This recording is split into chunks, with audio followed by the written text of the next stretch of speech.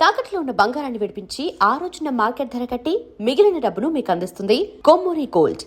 But మీకు ఆ thought ఎందుకు వచ్చిందండి అలాంటిది ఒకటి పెట్టాలి? థాట్ కూడా నాది కాదు, మా పెద్ద అబ్బాయిది. ఓకే, 5 ఏళ్ళు ఆగాం, 5-6 ఏళ్ళు ఆగాం. 92లో పోయాడు, 98లో ప్రారంభించాం. సో వీ థాట్ బతుకుంటే ఆ కుర్రాడు ఏం చేసేవాడు, భారతదేశంలో ఎక్కడైనా ఏ కుర్రాడైనా ఆ పని చేస్తూ ఉంటే ఆ కుర్రాడికి ఎవడు పిలిచే అతనికి డబ్బు ఇస్తారు, మెచ్చుకుంటారు, ఎవరు సన్మానం చేస్తారు. మృణాల్ సేన్ సన్మానం చేస్తాడు, తర్వాత నసీరుద్దీన్ షా సన్మానం చేస్తాడు, గౌతమ్ ఘోష్ సన్మానం చేస్తాడు. వాళ్ళు అతని మీద ఆ షాల్ కప్పుతూ వాళ్ళకి తీసుకొచ్చి ఆ షీల్డ్ తీస్తుంటే ఆమీర్ ఖాన్కి ఇచ్చాం మేము. ఆమీర్ ఖాన్ పుచ్చుకున్నాడు, దోబికా జమాన్, దోబికా జమీన్ ఏదో చేశాడు పిక్చర్, తీసుకున్నాడు, కళ్ళనీళ్ళు పట్టుకు ఏడ్చాడు. ఆమీర్ ఖాన్ కళ్ళనీళ్ళు, కే బాలచంద్ర గారు ఆ రోజు ఉన్నారు, ఆమీర్ ఖాన్ కళ్ళనీళ్ళు పెట్టుకోవడం ఇంటర్నెట్లో పెద్ద స్టోరీ ఆ రోజుల్లో. ఎందుకంటే దేవర్ touched. Is an young boy, a faceless boy who would have become a good director had he lived, would not. And a similar young man was selected in the country, and he was felicitated by none other than the best people in the country. Celebrated. It was a very, very emotional moment, and we all like it. Enjoyed. He's still living in everybody. Absolutely, we enjoyed. నేను చెప్తుంటాను, మొన్న ముందు రోజుల్లో చెప్దాం అనుకున్నాం, బాబు this is not a pathetic సభ కాదు బాబు, it's a celebration of somebody success. స్లోగా వాళ్ళకి అలవాటైంది, ది టైం పాసెస్, యూనో, కొంచెం ఈ మెలోనెస్ తగ్గింది. It goes. నాకు ఒకటి తెలుసుకోవాలని ఉందండి, మీకు మన దేశానికి స్వాతంత్రం వచ్చిన టైంకి మీకు 8 ఏళ్ళు నేను అనుకుంటున్నా, 8, 9 ఉంటాయి మీకు. మీకు గుర్తుందా అండి అసలు స్వాతంత్రం ఆ టైం అసలు ఏం జరిగింది, ఏమన్నా లీలగా ఏమన్నా గుర్తున్నాయా? పెద్దగా గుర్తులేదు. I think it was a glory, పెద్ద సెలబ్రేషన్. అట్లీస్ట్ అది నెక్స్ట్ 5-6 ఇయర్స్ ఆఫ్ ఇండియా అంటే స్వాతంత్రం వచ్చిన దేశం మొదట 5-6 ఏళ్ళు అప్పుడన్నా గుర్తున్న, 14-15 ఎట్లా ఉండేది అప్పట్లో అసలు మన దేశం, మన గవర్నెన్స్, పరిపాలన? ఇవాళ తలుచుకుంటే ఎంత మహానుభావులు ఆ రోజుల్లో, ఎంత గొప్పవాళ్ళు, ఎన్నెన్ని త్యాగాలు చేసిన వాళ్ళు. ఆ పేర్లు వింటూ ఉంటేనే ఒళ్ళు పులకరించేది. ఒక పటేలు, ఒక గోవిందవల్లభ్ పంత్, ఒక మాలవీయ, ఒక తిలక్, ఒక నెహ్రూ, ఒక మహాత్మా గాంధీ, ఒక సుభాష్ చంద్రబోస్, ఓ Lal Bahadur Sastry, Vayulala Gopalakrishnayya, Tenneti Viswanath garu, where are these people, Bhogaraju Pattabhi Sitaramayya garu, Tanguturu Prakasam Pantulu గారు.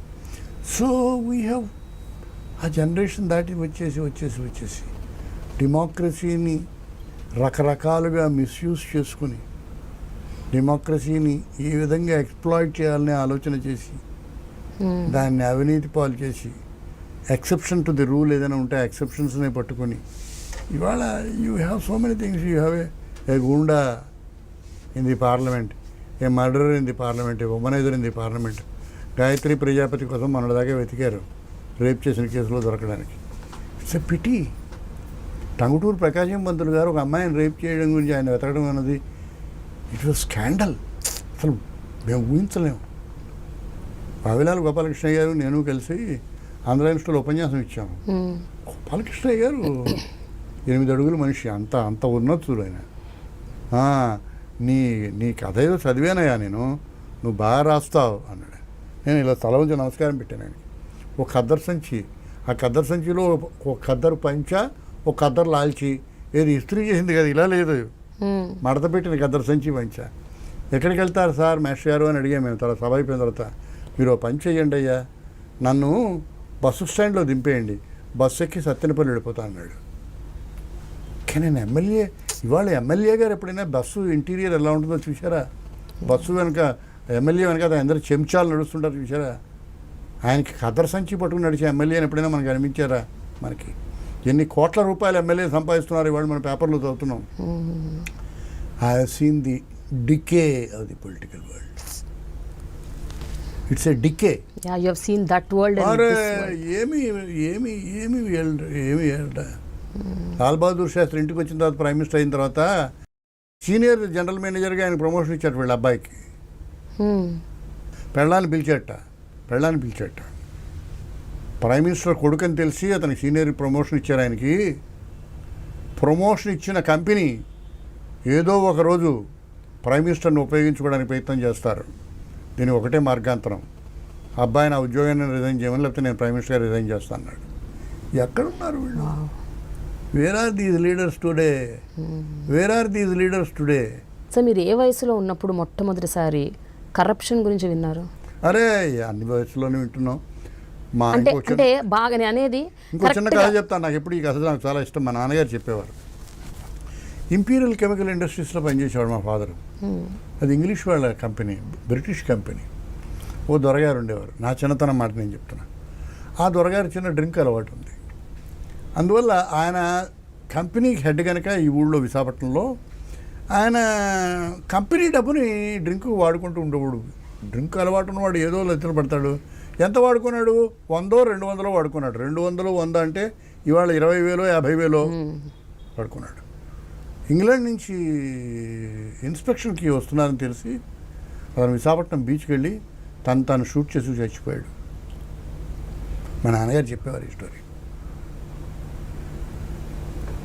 That was corruption to those people. That was the age of people when people వాళ్ళు ఆ కరప్షన్ అంత కంటెంప్ట్తో ఫీల్ అయ్యేవారు. ఎక్కడే వాడు ఎక్కడ ఇప్పుడు చేయటం చాలా ప్రైడ్గా ఫీల్ అవుతుంది. ఈవీఎంస్ అన్ని పాడైపోయాయి, లేకపోతే మేము గెలిచేవాళ్ళం అనే నాయకులు మనకి మిగిలారు. కొన్ని లక్షల మంది తమకు అగైనెస్ట్గా ఓటు చేశారని సిగ్గుపడుతూ కూర్చుని వెనక్కి తిరిగి ఆలోచించుకోవాల్సింది పోయి మిషన్లు పాడైపోయాయి, లేకపోతే మా అందరికీ ఓట్లు బాగా వచ్చేవనే నాయకులు వచ్చారు. సెక్యూరిటీ మారిపోతుంది, కాలం మారిపోతుంది. అయితే ప్రతిదీ కొట్టిపారేయక్కర్లేదు. ఫీల్డ్లోంచి కూడా మళ్ళీ మంచి రోజులు రావాలి, వస్తాయి, ఆశిద్దాం. సార్ మీ రచనల గురించి మాట్లాడుకుందాం. మీ 14వ ఏట మీరు మొట్టమొదటిసారి కథ రాశారు. అండ్ మీరు ఎన్నో కథల్ని పోస్ట్ ద్వారా మీరు మ్యాగజైన్స్కి పంపించారు. బట్ అసలు అన్నీ రిటర్న్ అయిపోయేవి. అయినా why you didn't lose hope? నేను చెప్తున్నానుగా, 78వ ఏట నన్ను చూస్తున్నావు, 14వ ఏట అంటే ఇప్పుడు ఎన్నాళ్ళు 64 సంవత్సరాలు. అంటే జనరల్గా ఆ ఏజ్ పిల్లలకి ఏమన్నా చేయకపోతే ఇంకా వెంటనే నీరు గారిపోతారు. అబ్బాయి ఇది అవ్వదులే మనలో మనం. It was a burning desire to do something. ఒక పిక్చర్లో ఒక కథ ఎక్కడో పబ్లిష్ అయితే ఆ ఉత్సాహం విపరీతం. రోజు ఒక కథ రాసేవాడిని. అన్ని కథలు రిటర్న్ వస్తుండేవి, దిక్కుమాల కథలు. 14 ఏట రాసే కథలు ఏం బాగుండి వస్తాయి? ఏముడు మనకు అనుభవంలో మాత్రం ఏం చచ్చాయి, రాయడము తెలియదు ఎక్కువ. అయితే పబ్లిష్ అయ్యేవి తర్వాత ఏవో కొన్ని పబ్లిష్ అయితే కొన్ని పబ్లిష్ అవ్వకుండా ఉండేవి.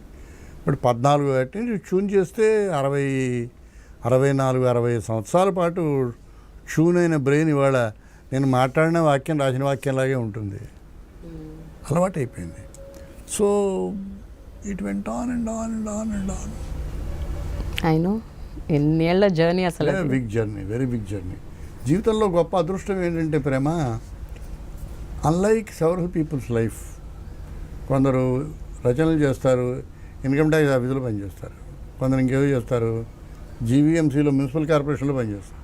కొందరు చేస్తారు లెక్చరర్గా పనిచేస్తారు, కొందరు ఇంకోటి చేస్తారు. నా జీవితం అంతా క్రియేటివ్ వర్కే నా వర్క్.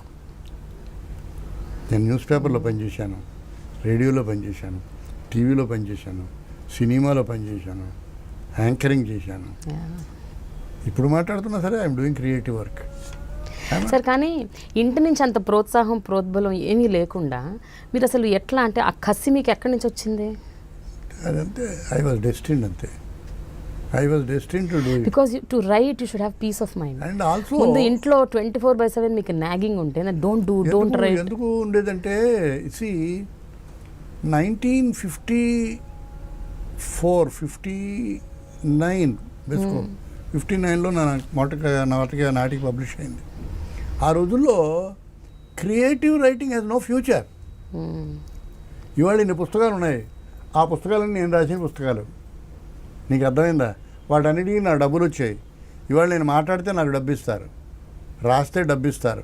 నేను ఇంట్లో కూర్చొని కంప్యూటర్ దగ్గర కూర్చుంటే నేను డబ్బులు సంపాదించగలను. ఆ రోజుల్లో it has no future. So చదువుకునే కుర్రాడు నాటకాలే చెడిపోతున్నాడు అన్నట్టుగానే రాసి చెడిపోతున్నాడు. ఎందుకు రాయిది ఈ దిక్కుమాల పని? అని పెద్దవాళ్ళు అనుకుంటూ ఉండేవారండి. Rightly so. There was no vernacular journalism, okay.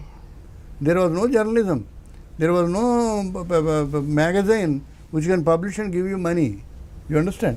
So it was a futile exercise అనిపించేది. తర్వాత నువ్వు ఇంటర్వ్యూ చేయడం ఉందే, this is an activity and a specialisation.